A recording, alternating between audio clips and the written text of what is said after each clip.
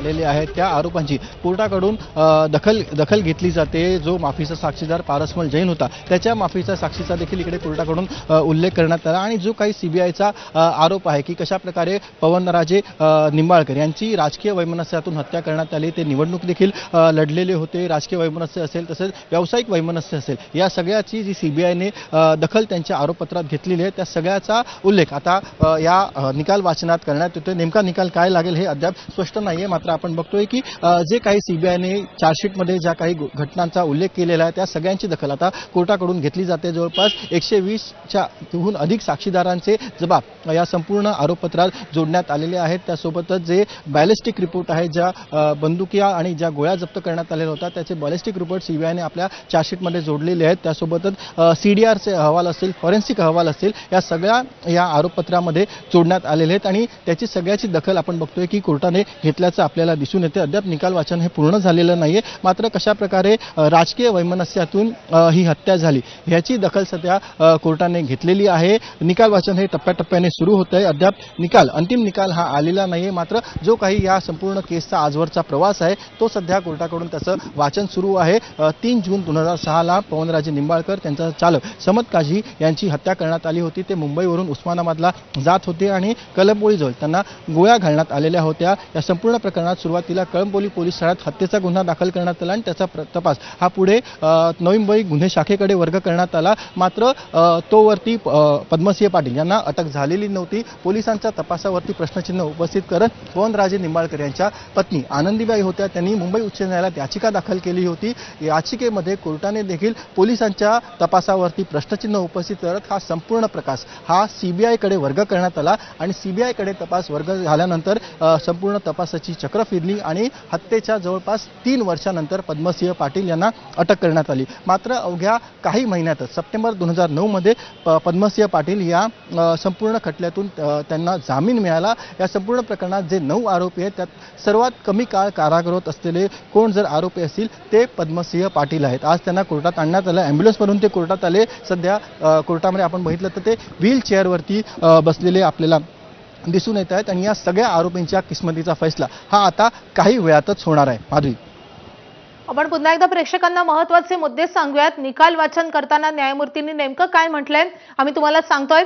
पवनराजेंनी जीवाला धोका असल्याचं पत्र दिलेलं होतं। खटल्याची सारी भिस्त माफीच्या साक्षीदाराच्या साक्षीवर अवलंबून आहे। एक आरोपी माफीचा साक्षीदार झालाय असं देखील न्यायमूर्तींनी म्हटलेलं आहे। खटला माफीच्या साक्षीदाराच्या त्या साक्षीवर आधारित असल्याचं न्यायमूर्तींनी म्हटलेलं आहे। साक्षी पुराव्यात ओमराजे आणि उस्मानाबादेतील काही लोक यांच्या साक्षी महत्त्वाच्या होत्या। 2002 पासून पद्मसिंह पाटील आणि पवनराजे यांच्यामध्ये राजकीय दरी निर्माण झाली होती। सुरुवातीला पूर्ववैमनस्यातून हत्या झाल्याचं समोर येत होतं, हे देखील न्यायमूर्तींनी नमूद केलंय। आम्ही 127 साक्षीदारांच्या साक्षी तपासल्याचंही त्यांनी म्हटलंय। पवनराजेंनी जीवाला धोका असल्याचं पत्र 2003लाच दिलं होतं असंही त्यांनी नमूद केलंय। तर खटल्याची सारी भिस्त माफीच्या साक्षीदाराच्या साक्षीवर अवलंबून असल्याचं न्यायमूर्तींनी नमूद केलंय। आपण पुन्हा एकदा सचिनकडे जाऊया। सचिन, माफीच्या साक्षीदाराच्या साक्षीवरच ही पूर्ण खटल्याची भिस्त होती असं न्यायमूर्ती म्हणतात। माफीचा साक्षीदार होता तर त्याने नेमके काय साक्ष दिलेली होती, किती महत्त्वाची ठरणार आहे ही साक्ष या पूर्ण निकालामध्ये?